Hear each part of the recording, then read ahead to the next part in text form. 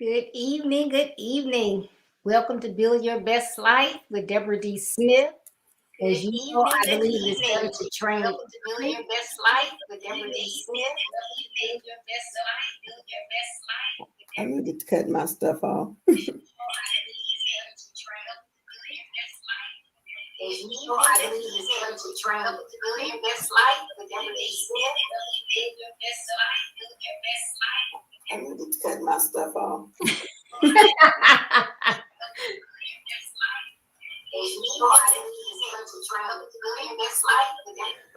Sorry about that. That's okay. I had a couple things going over here and going on myself. Okay. All right. So, hi, Carol. How are you doing today? I'm doing well, and happy New Year to you and all our listeners and lookers. It's so good to be able to, be here another year and have coffee with you, Deborah. Yes, Happy New Year. Well, you know, my theme for this year is it's all about actions. So, you know, your words, your steps, your gestures, your voice tone, your movement of your eyes, all of that speaks volume, and those are your actions. And what your actions say are crucial as far as others are concerned, because that's how they judge you. They don't judge you by what you say, but your actions. Wow. And my theme for January is dreams do come true. All right. However, Carol and I are going in a different direction tonight because we're on the path of building your best life. So we're going to continue with that. And tonight we're doing calmly running, achieving zero yardage. And that acronym is crazy. We're talking about crazy mistakes. Wow. And you know what, Deborah, that is so funny because like you say, crazy and you're calmly running, achieving zero yardage. It's just like running in place, not going anywhere, right? Right. But I love your theme, and I love, just like you say, it's all about actions. And so we're going to just delve a little bit. And let me just say, we got new gear, don't we, Deborah? Yes. I love it. I love it that we got new gear. Can't see mine, but yes, thank you so much for this. Deborah makes our coffee and conversation even more unique and very personal. So thank you. But yeah, crazy, huh? Crazy, calmly running, achieving zero yardage. So that's what we're going to talk about tonight. But I'm sure we all are guilty of doing some dumb, stupid, and crazy things in our past. Well, we probably found ourselves wishing we had never done them as well. We stated if we could go back, we would do it. We wouldn't do it. Or we wish someone had just simply warned us, right?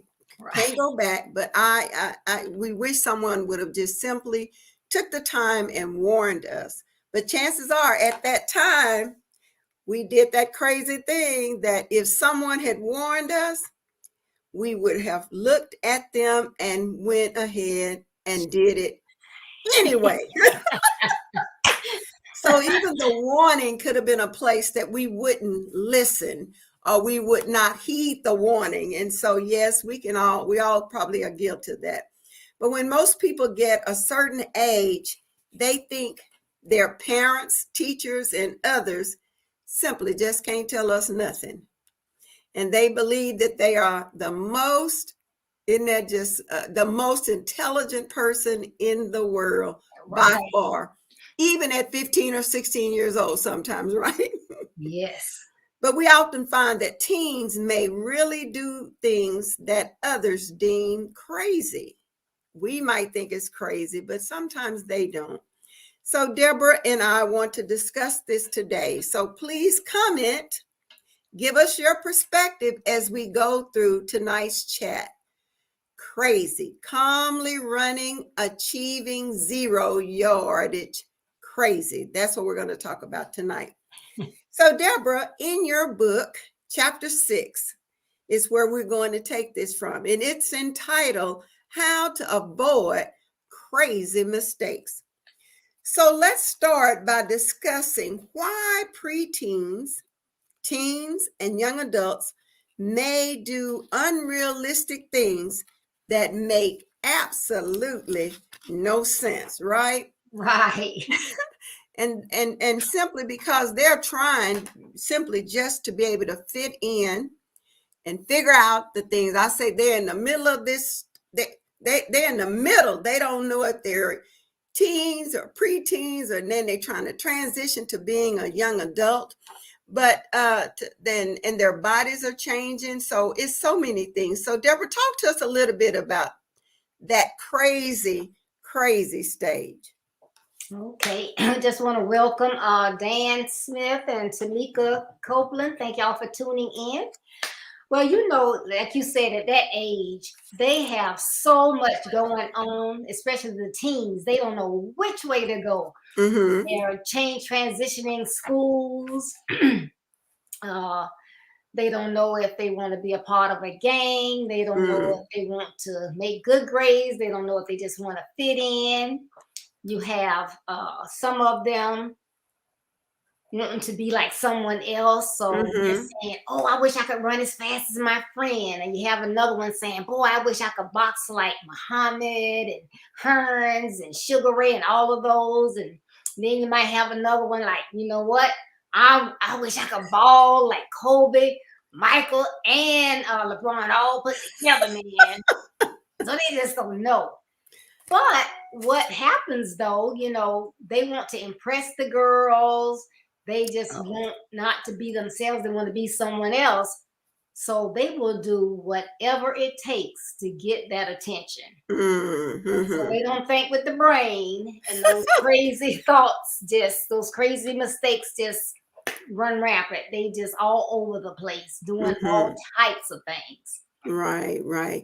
And you can understand it is a crazy kind of stage to be in. And so, you know, like you said, sometimes we deem it crazy, but they're really just simply trying to find themselves and trying to just, like you say, just fit in where they can get in sometimes. But they sometimes do make those mistakes. And when you were talking, I thought about how many times they make these daredevil kind of things, you know, trying to just fit in and just doing. I saw something today. I was looking at some of the stuff we were going to talk about, and one of the crazy things they were talking about, like you say, these daredevil kind of things. This kid was going up on this building that probably those people who were working on it had left their ladder. And they were going up on the building. And then when he get up there, he just swing and waving at his buddies and friends. But just really, you know, at that time, just trying to find their way and fit in. But you talked about in doing these things out of character is what this age group does. And so how can we, since we've done some of those crazy things, may not look the same, but we've done those kinds of things, trying to fit in and trying to become a part, how can we assist them in building their best life, since we can kind of look back and reflect over some of the crazy things we did and try to encourage them as far as building their best life? So what are some things you think we can do? Well, I got to say this before I answer that question. Okay. But when was it? Monday. My husband and I were coming from the other side of town. So, of course, we're on the highway. So I know we had to be going 75. Then I hear this, and it's these little young guys. Well, I thought it was just one on this motorcycle bent over. He had to be doing 100. But the thing was, they were going in between the cars. You know, there's only 2 lanes. He was going between there. And next thing, somebody right behind him. When we got to the bridge, they were nowhere in sight. And it was just like one of those things where you wish, I wish eventually I was going the same place they are, to say, do you realize how dangerous that was? You know, somebody could have changed lanes and you'd have been just smashed.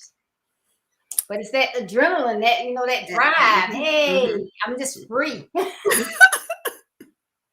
You know what? Before you answer that too, I just thought about when you were talking about that same incident. I was sitting at we were at a four-way stop, and all of a sudden it was this other person's time to change, to go through the light. Why did this person, and I know they were younger, got in the middle of all the four lanes, where we're supposed to be stopped, just doing these wheelies, burning rubber, smoke was just going everywhere. So I backed up because I didn't know which way they were going to go. And so they did several other wheelies, and then they turned and went down the direction they were supposed to go. And I was like, really? What was that for? What was that all about? You done got us all scared at all four stops because we don't know what you're going to do. But it is those kind of things, like you're talking about the adrenaline that's going. So anyway, Deborah, talk to us about that. That's just completely out of character. And what can we do? I wish I could have stopped the car and went over there to him, but I couldn't do that. Well, they can only control themselves, really. But those that have an opportunity to talk to them, we have to try to teach them a couple of things. And one is they need to love themselves first and foremost. Because, one of the reasons, like I said earlier, is that they do these things. They're trying to impress others. They want the girls to see them. They want the guys to think, hey, I'm the macho one. I'm this athlete. I'm this, I'm that. But love who you are. We all have different gifts and abilities. So use what you have. So you might not be an athlete, but you might be real techie. That's a good thing. It's just as much money technical for someone that's going down the technical field as it is a sports figure sometimes. Right. So you have to love yourself. I love that. Who am I? Who made me? Where did I come from? And I'm not talking about your biology wise. We all are made from God. God has us, and He has given us all a purpose, and He knows what your purpose is. So He has given you the skills and the ability to follow your purpose. And one thing I think that will really help, and I know sometimes guys think this is a girly thing, but it's not a girly thing. And that's an affirmation. Sit down and write an affirmation. That affirmation is, what do I see in myself? If I'm being honest and I'm looking in the mirror, who am I? What am I made of? What are my attributes? You're writing it so you make it sound like you want it to sound, and it should be all positive, nothing negative. And then you want to say that every day. That becomes your mantra. And in my book on page 49, I did an example of one. Excuse me. And it says, I am Christopher. And I have skills and talents that others do not possess. I will utilize my unique personal gifts to build a better life. What I possess makes me who I am. I am thankful for what was given to me, knowing that no one can take them away. I love the man I see in the mirror. Wow, that should make you feel like, hey, woo, watch out, girls. Here I come. Right. You'll say that every single day until it is ingrained in you. Right. If somebody say, oh, he think he arrogant, think what you want. Right. That's who I am. And that is so good. And I love those affirmations. And like you say, standing in that mirror and activating your voice to say who you are, and then believe who you are as well. Because sometimes I think that's what happens. There's such an identity issue that we sometimes at our young men don't really know who they are. And like you said, after comparing yourself with other people, but really fall in love with that person that's in the mirror. Because this is what I always say, that person that's in the middle, God uniquely made you to be you. So you have to appreciate this uniqueness that God has placed only in you. And just even activating your voice, the power of your own words, putting Yes. them in affirmations every day, and keep saying them right till you believe it yourself. And like you say, it doesn't matter if they think you're arrogant. You just identifying and getting in tune with who you are. And I think that is so key, if we can just help our young men really know who they really are and love and like who they really are. Right. So yes, I think that is so good. I love that those things that you put there, because just writing, and I love what you say, write them down, because when you write them down, you're making it be yours, and put it on that mirror so you can see it every day until it is ingrained in you, and you start believing everything that you say about you.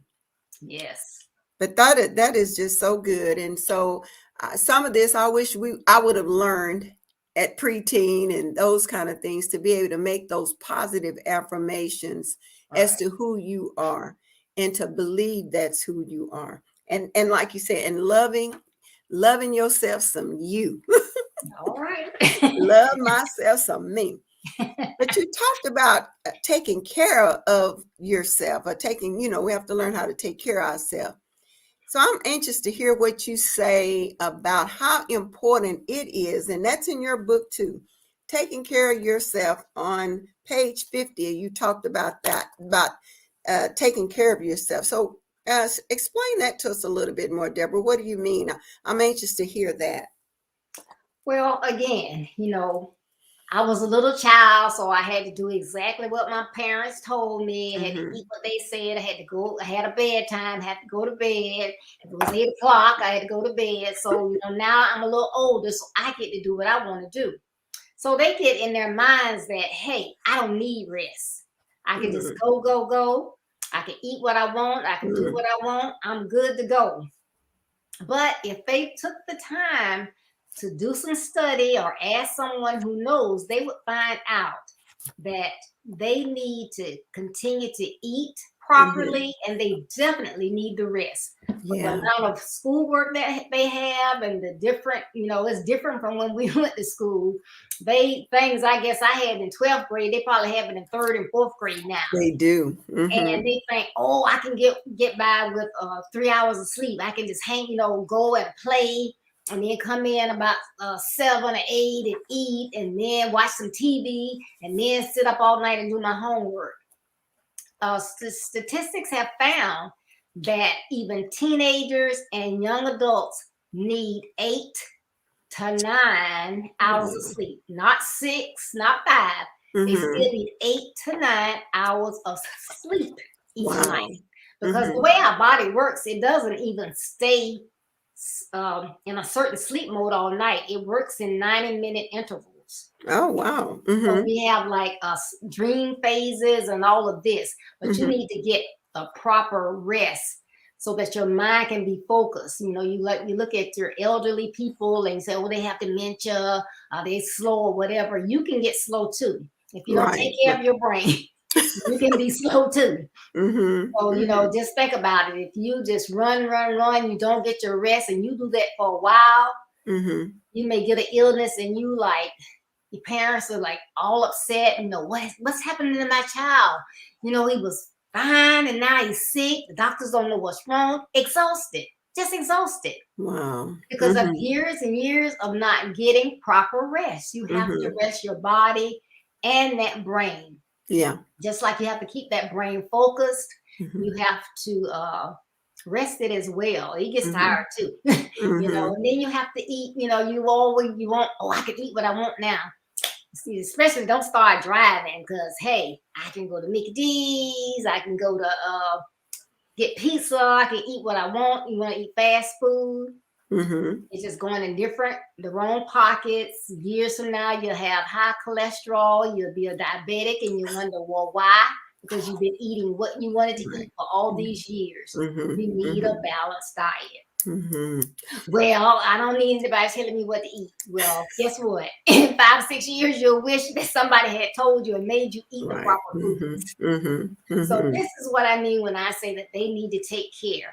And just Mm-hmm. as we were talking about early, that water, let's drink water Yes. for years and just drink Oh maybe a my couple God. ounces a day. You Mm-hmm. need that water. You do. I mean, that water just help flushes out so many things, and it keeps our metabolism, motivated, or keeps it pushing or getting it, waking it up. But Yes. we live in this generation where everything is fast paced at pace. And so when you talk to them about eating, talk to them about eating the right things. And of course, I love what you said about the brain and how it does intervals, and they do need their rest, and they get to school and haven't had rest, and teachers start talking, and that just lulls them right on to sleep. You just need to give them a pillow, because that's where they are with that. But you're so right. They have to take time and rest. And I don't care how young you are, just like you were saying, statistics has proven that they need this certain amount of rest. And if they don't get it, something is going lacking. But that fast food thing is really has caused the obesity, I believe, in our young adults, Yes. because it is how we just run through. But when we were talking a minute ago and you were saying, what would we suggest to them? Now, when we were coming up, Deborah, we didn't have a lot of fast food options. My mom said, you're going to eat what's on this table, or you won't eat anything at all. That's right. So we had to eat what was on the table. We didn't have the privilege and the luxury of eating out or going picking up something, or saying I'm just gonna have a pizza and go from there, because it is some young adults, they don't eat anything but that fast food kind of stuff. And so, Right. like you said, it may not be a problem now, but keep living. It will be a problem. And when we're talking about diabetes, and now in that teenage diabetic stage, it's all because of some of these things that we haven't, our teens are not taking seriously about their health, and taking seriously about their getting that rest.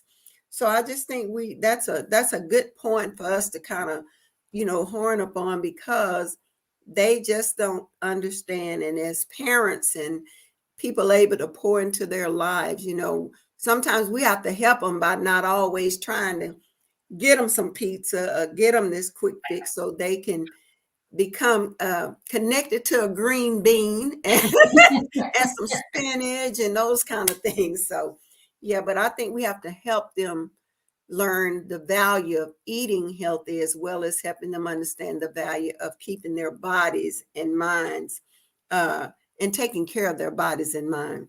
Right. But you mentioned earlier too, how important it is for people, or you mentioned young people don't like to listen to others, right? Right. And so let's talk a little bit about, well, you talked about caring for themselves, but let's talk a little bit about how important it is for them to learn to listen to others. Because in your book, you talked about those not heeding advice of the elders. So you want to talk a little bit about that, and elaborate on the significance of listening to your elders, and not only just listening, but even taking their advice. So Right. So excuse me, as I stated, you know, they old, they don't know nothing. I don't know why they're always trying to tell me something. It's gonna be, I looked at the weather. It's 71 now, but it's gonna rain, and then the temperature's gonna drop. So you need to take your jacket. I don't know what she talking about, not taking no jacket. And then they freezing when they get home. How you doing? I'm okay. Next day you got a cold. Don't want to listen. Don't want to listen to anything because they think nobody knows. Okay, but you have to listen to someone. If Right. it's, pastors, educators, your mentors, your neighbors, your grandparents, an older sibling, listen to someone. Mm-hmm. These people have been there, they've Wow. done that, and they have the scars to prove it. Mm-hmm. And if it can save you from making some mistakes, why you have to go through everything? Now I know some things, everybody needs to experience some things for themselves, but Mm-hmm. not everything. Right. That's just like a baby. You see your baby going to the stove, Mm-hmm. you gonna let the baby put the hand up on the stove and get burned because you know it's hot? No, Right. you're gonna No. try to tell them because you know how that feels. I mean, it's Mm-hmm. not just a one-time pain because first of all, it takes your brain probably maybe 10 seconds or so, or 5 seconds to recognize that Mm-hmm. there's pain there.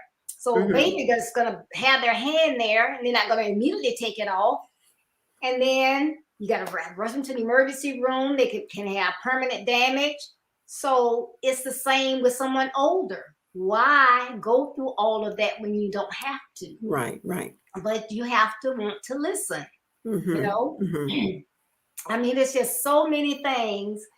Probably some things I would not have listened to, but there is a whole lot of things I wish. Well, why didn't somebody tell me? Right. Well, Right. why didn't somebody tell me everybody that say that they're your friend are not your friend? Oh my goodness. Mm-hmm. Why didn't tell me people will set you up and lie on you right in front of your face? Really? I didn't do that. I didn't say that. Yes, you did. No, I didn't. I mean, I have learned some stuff the hard way. Mm-hmm. And I wish somebody had showed me. Oh, differently. absolutely. Mm-hmm. Mm-hmm. So, listen. I mean, and even if you want to appear that you don't need anybody, I mean, you can sit there but listen. And then when you go back in your room or wherever you're going, then think about that. Analyze that information. You like, well, they might be on to something. I know Right. that.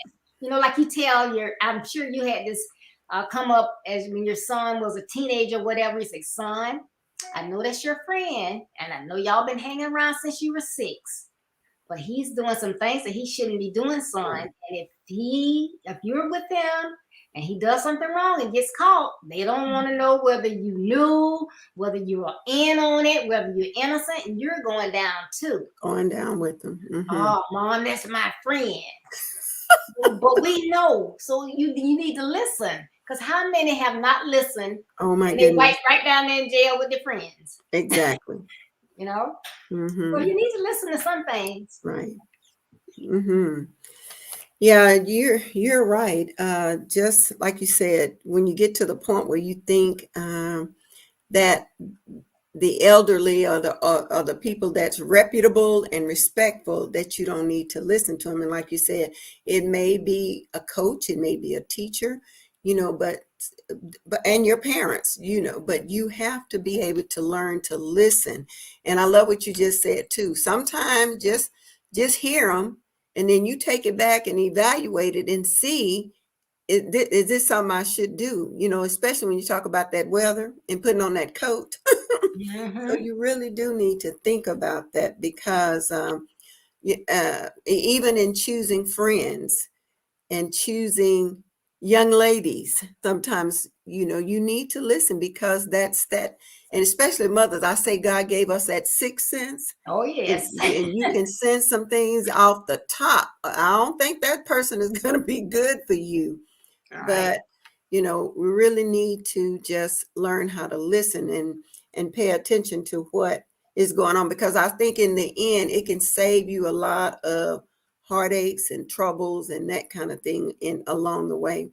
So yeah, and like at my age, I listen to people too. Like my daughter-in-law, she told me, you need to learn how to say no sometimes. You always just So I was so proud one day somebody called me and asked me to do something, and it was like I was already stressed out, and I was like, no, I'm sorry, I'm not gonna be able to do it. And I called, I said, you'd be so proud of me. I said no.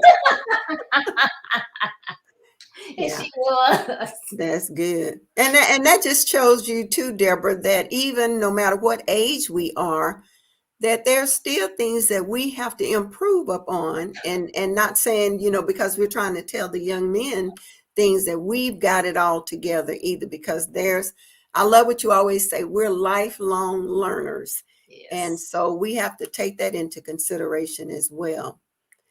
But So also, Carol, no, go ahead, I'm done. You and I came from another generation. So what do you feel that we were taught that is no longer taught? I think there's another reason why it's beneficial to listen to others that have been there and done that, because I just feel like the new generations don't learn everything that we had opportunity to learn. So can you think of, some things that we benefited from? Well, Deborah, and that's a great question, because I thought about respect is one, how we see respect, that we were taught that if people were your elders, you respect them. You might not like what they say, or you may not do what they say, but that open verbal respect, you didn't challenge them. And I thought about that because, as being a retired teacher, I can remember children challenging me and saying things like, well, if you don't respect me, I'm not going to respect you. But I'm in there as the teacher trying to tell you what I'm not telling you something different. I'm just asking you to do things that I'm asking the entire class to do. So I think that's one thing that we don't view respect. We're not taught respect, because I think sometimes we do want our children to have a voice, but I think that respect, and a voice, and not being able to separate the differences, because we wouldn't dream of standing up telling an adult what you're not, you can't tell me what to do, and if you ask me to sit down, I'm disrespecting you. That's one of them. So, and one other one too, I thought about this. Now, I don't know, you can tell me whether this is good or bad. But we were taught as children that it's better to be seen and not heard. Oh, yes. And so I just think about that. And so, but I love the fact that we want to encourage our children to communicate with us, but not, everything you do or say is not for you to be challenged. And so, what do you think about my thoughts on that one? I agree, because sometimes they want to be at that age, everything is funny, and they want to be smart, smart mouth. And you just say things and like, oh my goodness, did my child really just say that? And so it makes you wonder. So it is better just to not say anything, just sit. I mean, because they can embarrass you. And, sometimes we might say some things at home we shouldn't say, but still we don't need them to repeat them. Yeah. But I remember one time I had to go pick up my son from school, and I had some of my coworkers with me. So he wasn't, I don't think he was a teenager. I really don't. But he get in there and we're talking, and he's like, wow, I see what my mom mean now. Y'all are kind of slow. I'm like, oh, the That is too funny. Better to be seen at that time than heard, right? Now, if it was in that time, not to be heard. Boy, sit down, shut up. So, I mean, what could I say? It wasn't a thing I could say. So I had said it. Yeah, you're right. I tell you, but that is so funny. But and I think Art Linkletter, one I remember, had this program that said children say the darndest things. You remember? They do. And so they do. So you really have to be careful about what we put out there as adults, because if they don't know any better, they can repeat those kind of things, and at the wrong time, especially. Right. Yeah. But Deborah, on page 53, let's move on to page 53 in your book. And this quote I thought was absolutely a great quote, and I'm just going to read it because we're talking about respecting, and we talked about listening and making sure that you're heeding those warnings and those things, the things that people have tried to teach you and share with you, and how important it is to listen to those who are reputable, who's trying to give you advice. Because I just think we don't live long enough to make every mistake, so we should listen to someone else. But I love this quote you have in there on page 53. You said, "Sons, respect your elders. Listen closely to your mother's heart. Hold on to the wisdom and the experience that they impart. Spending 1 hour listening to their words can prevent years of mistakes and misgiving on your part." And I just thought that was an absolute great quote, because it's like you said, this is telling you, you really, sons particularly, but young ladies too, we do need to listen to the elders. And the other thing too, it says sons, but listen, we always know that a child is always on a mother's heart. Yes. And so, and then it says, hold on to that wisdom. Hold on to those things that they've taught you. Hold on to those things that you might not want to hear. Hold on to them, because even at that moment that you are ignoring them, later on down the road, you might think about those very words. And then hopefully, if you listen and if you held on to the respect of just held on to the respect of the elders, then it might in the end prevent years of mistakes and misgiving on your part. I think that is just so powerful. You want to add something to that, Deborah? Oh no, you said a mouthful. That is so huge. And I'm telling you, that is something we need to really remind our young people of, that wisdom is here. Wisdom is available. It's calling out to you. You got to be able to listen. You got to be not only listen, but hear and listen what's being said to you. And I always say it too. Sometimes you might want to just file it in file 13, but you don't need to throw it away. You may have to go back and get that same thing and pick it up. And it may be at the crucial time that comes to you, and you will be able to think about that. But all right, well, let's move on. Listening is so important. And you talk about thinking within. Deborah, I love this. I absolutely love this. So I can't wait to get to this one, because you talk about thinking with anything other than your brain. Please explain what someone may think and act with besides the brain. I love that one, dear. Okay. Well, again, I know everything. I can do what I want to do. So they want to do things that they want to do. But there is a very, very thin line between having fun and doing those risky things that can cause you problems.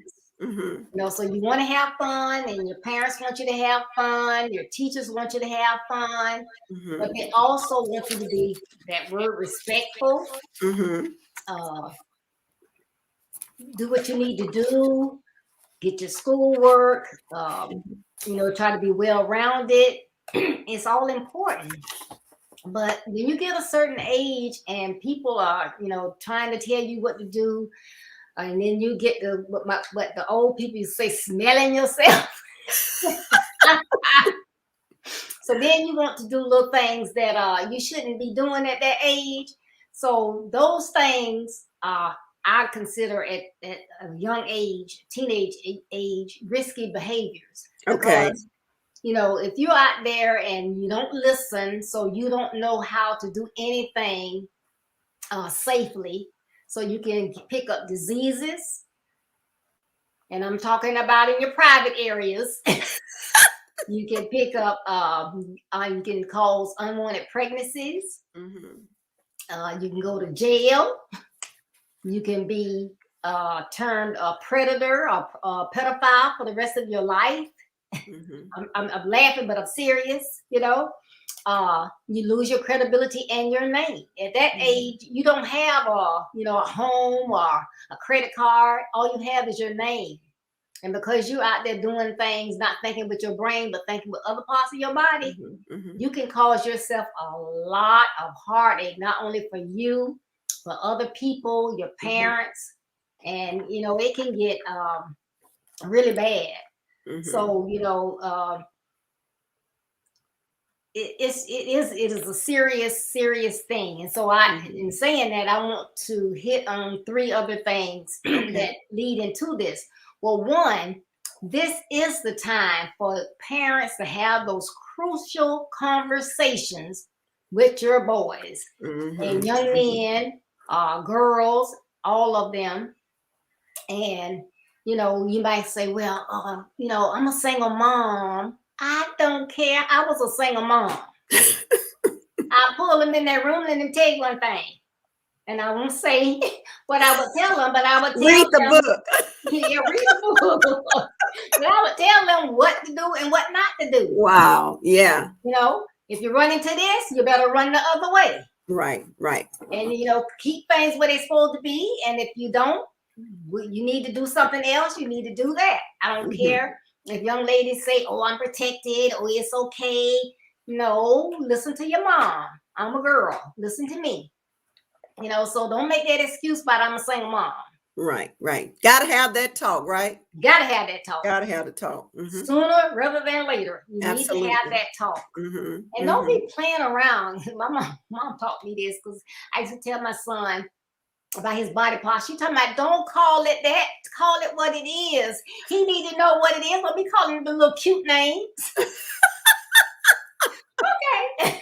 Call it what it is, huh? Yeah, you don't go talking about no birds and no bees. No. Because you might have a child and they are really analytical. And you talking about some birds and the bees, and they like, what's she talking about?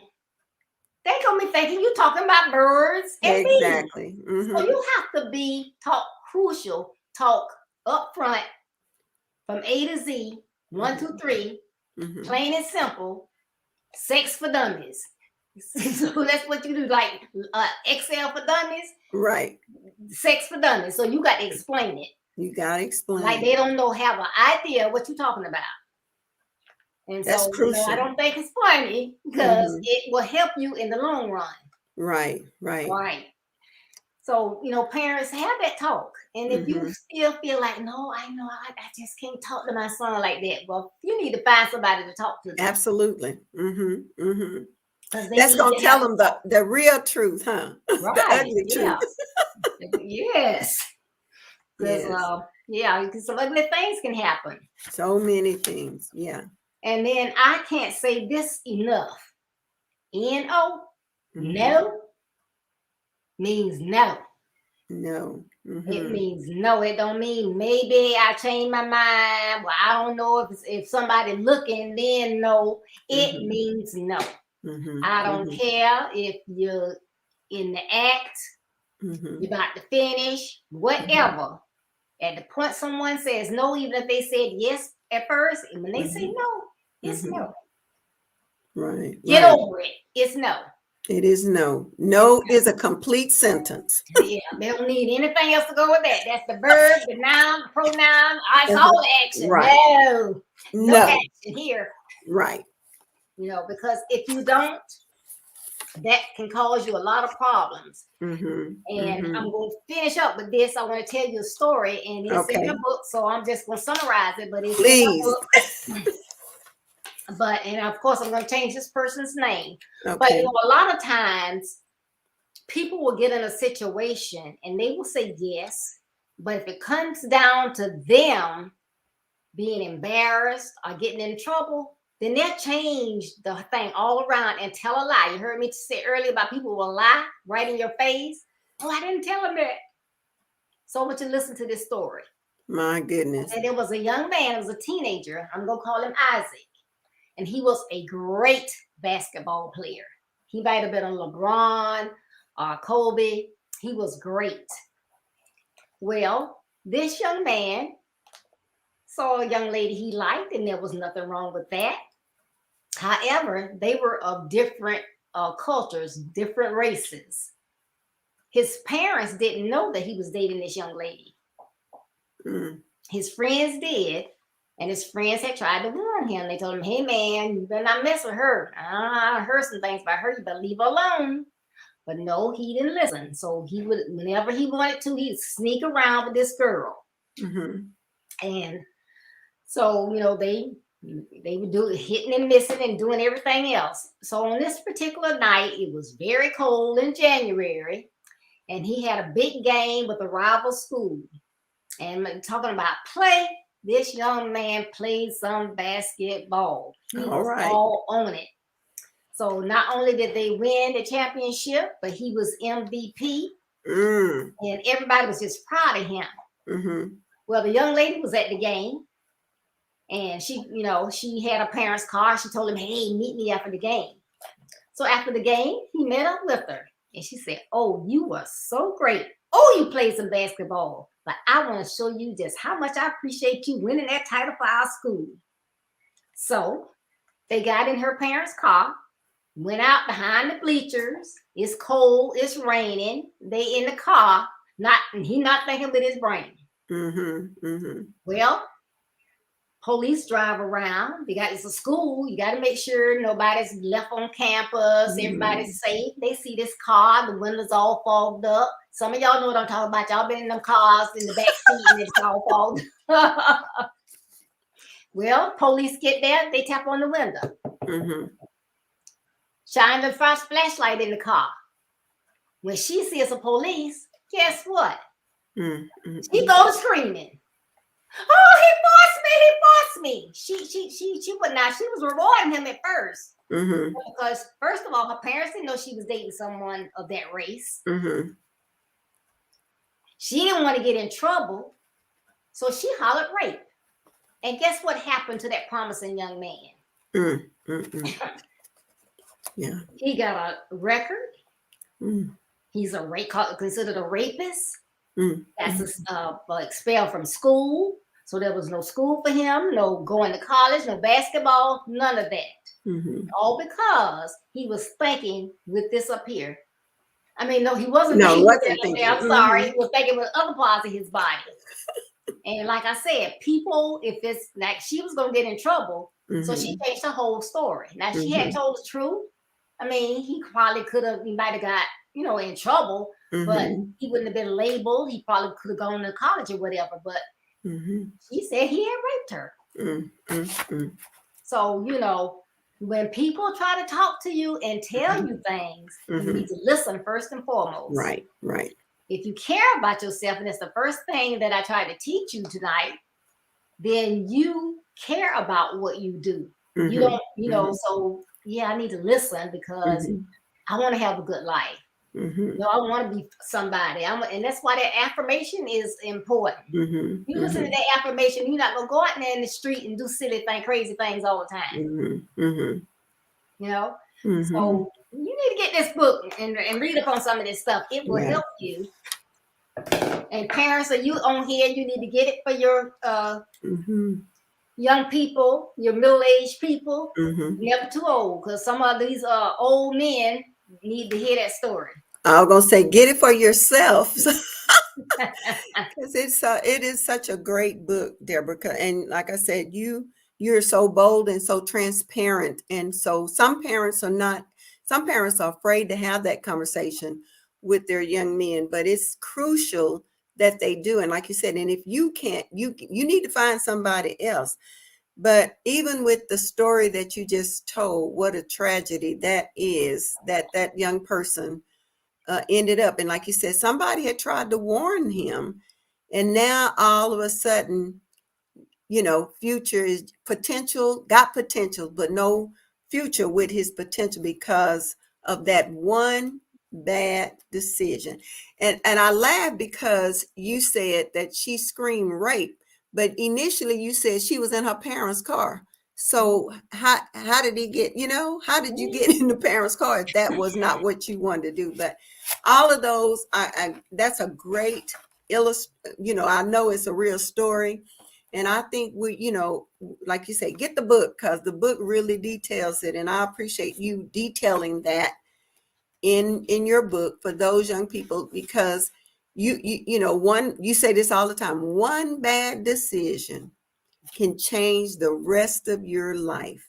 Yes. So yeah, get the book, y'all. It is really a great book. But anyway, like I said, your poor choices, that would be my take on this, Deborah, just your poor choices. And anything that I would add to that is that I just think that as parents, and we should continuously instill in our kids that make a decision, decision first, decide first. If you got all this information, you make a decision, and then from your decision, you make a choice, and your choice is what you decided upon. Yes. Because every choice we have to be held responsible for it. Even though you can say somebody coerced you into something, but in the end, you decided, and it was your final choice, and you have to take full responsibility for that. Right. Well, I see the following one. The following one deals with credibility. That's kind of where we're leading up to. And we've covered quite a bit tonight as far as listening and taking responsibility, and, looking and listening for, and taking responsibility, but also being able to take heed to advice that elderly people are giving you, and how that can eliminate a lot of your future problems. So let's go on, Deborah, to not protecting your credibility. And that's on page 56 in your book. Right. Well, we actually covered that last month. So Yeah, I remember. quite a bit. So the only thing that I'm going to add to what we covered last month, and if you missed it, we really did a deep dive into that. You can still view the video on YouTube and Facebook. Mm-hmm. But I would like to give this quote from John Maxwell. Okay. He says that there are 3 ways to sustain your credibility. Mm-hmm. And again, that young man, Isaac, he lost his name, his reputation, his credibility. He didn't have anything left. We would just see him just sitting around the house, not even trying to get a job or anything. He was just done. So, I hate having a son around his age. I hated to see that. But absolutely.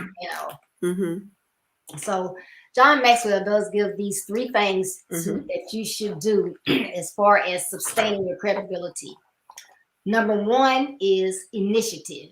You have to get up to go up. So don't sit around doing nothing. Take action and do some things. The second one is sacrifice. You have to give up to go up.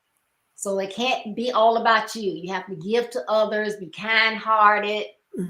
Remember, do unto others as they would have you do, as you would have them do unto you. And then that third one is maturity. You have to grow up to go up. Oh, wow. I love that. So as those elders and your older siblings or anyone that tries to talk with you, to assist you, to help you, please listen.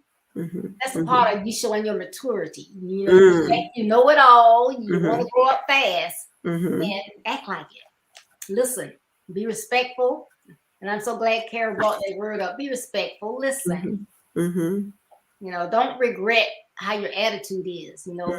Life is is 10% of what happens and 90% of how you act. Right. Your reaction or your action towards it. So.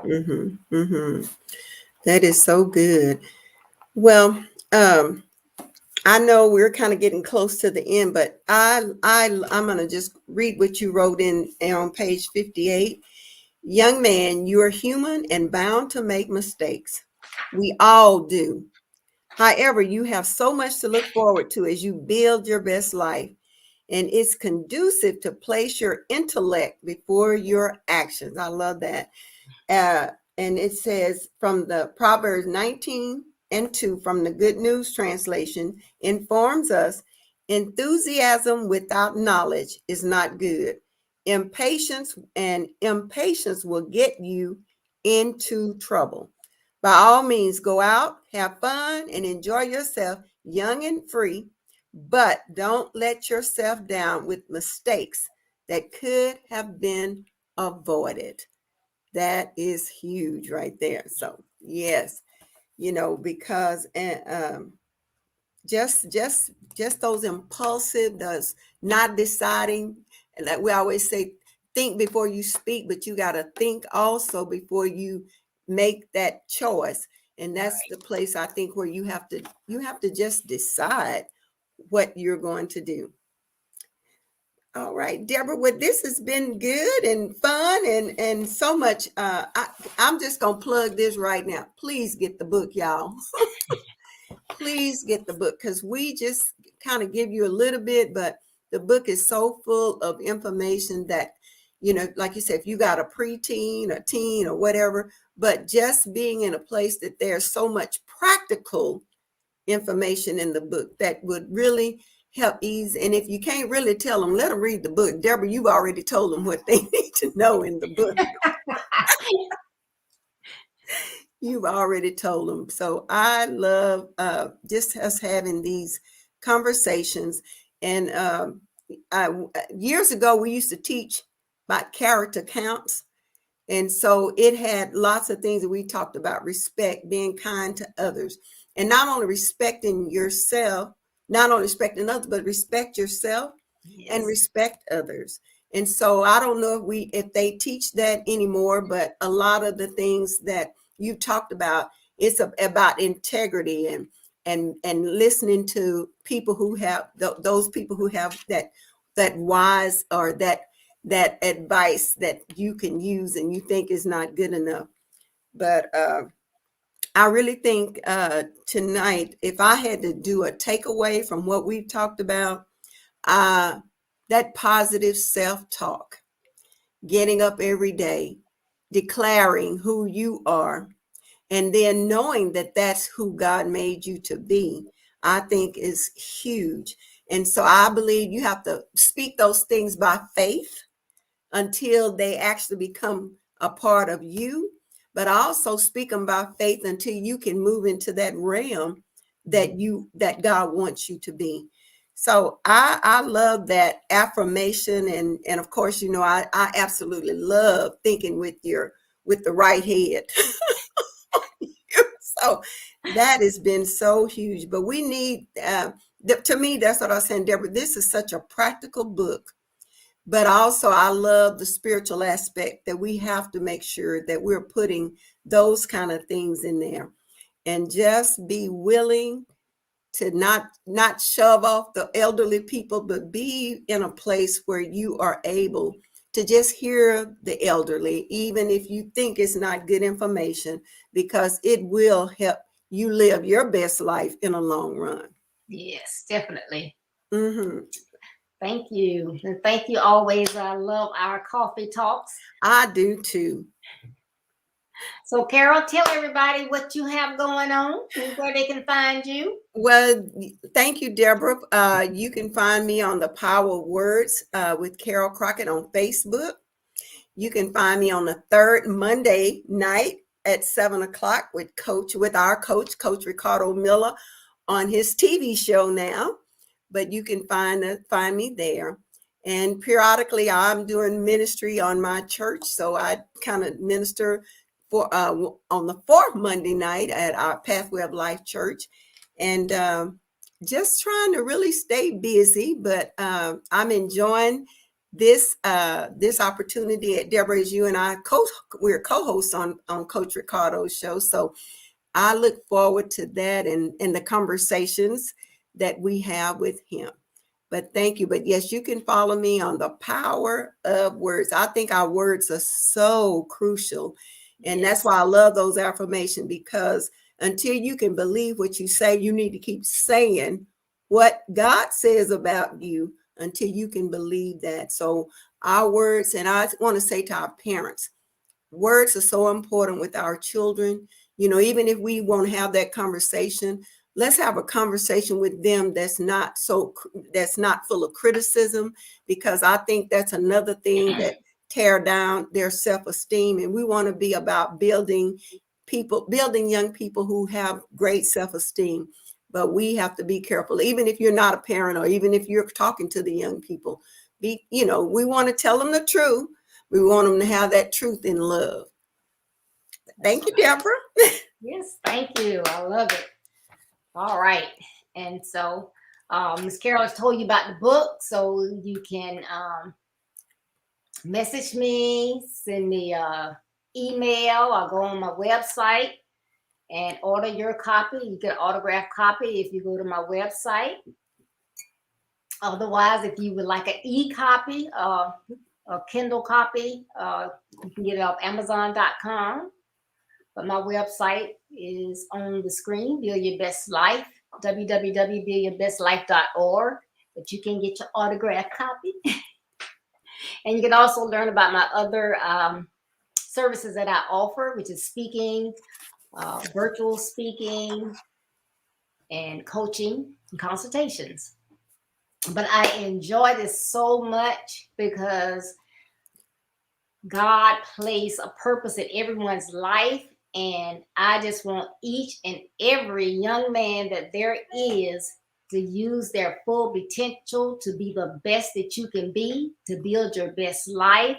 And so that's why I'm here offering this free content for you to get these little tidbits of life that they don't teach in school anymore. They don't. So you can follow me on Facebook, YouTube, Twitter.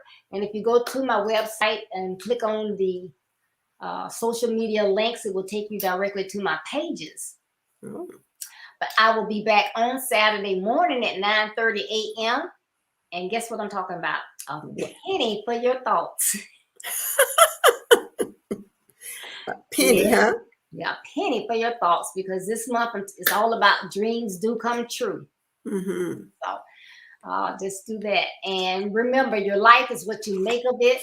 Follow my principles and begin to build your best life, not tomorrow, not next month, not next year, but now. And remember, building your best life is our business. That's not a slogan. It's our commitment. I love you. Be blessed. Stay safe. Please stay safe and stay warm too. It's getting cold out there. Yeah, absolutely. Love you all. Bye-bye. See y'all next month.